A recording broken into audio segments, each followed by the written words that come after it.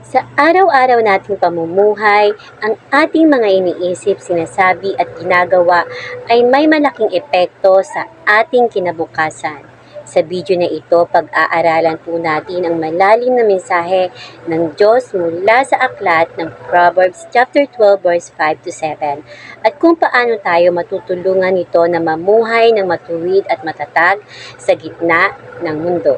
Sa Kawikaan chapter 12 verse 5, ang mga pag-iisip ng matuwid ay matuwid, ngunit ang payo ng masama ay pandaraya. Sa Kawikaan chapter 12 verse 6, ang mga salita ng masama ay nag-aabang ng dugo, ngunit ang bibig ng matuwid ay nagliligtas. Sa Kawikaan chapter 12 verse 7, ang masama ay ibinabagsak at nawawala, ngunit ang tahanan ng matuwid ay mananatili.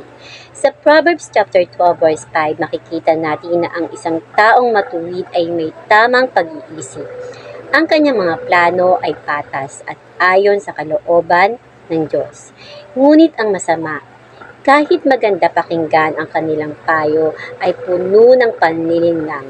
Ipinapakita nito na mahalaga kung sino ang pinakikinggan natin. Dapat ang pinanggagalingan ng payo ay may takot sa Diyos. Sa verse 6, mas pinapalalim ang mensahe tungkol sa kapangyarihan ng salita.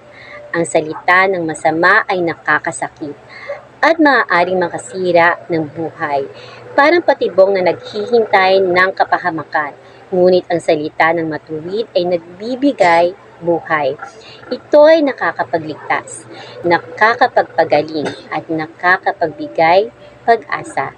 Kaya mahalaga na maging maingat tayo sa ating pananalita. Sa verse 7, ipinapakita ang resulta ng dalawang uri ng pamumuhay.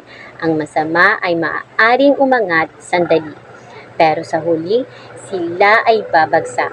Samantalang ang matuwid, kahit dumaan sa pagsubok, ang kanyang tahanan at buhay ay mananatiling matatag dahil nakatayo ito sa pundasyon ng Diyos. Piliin ang tamang pag-iisip. Ituon sa mabuti at tama. Gamitin ang salita para magpagaling, hindi manakit.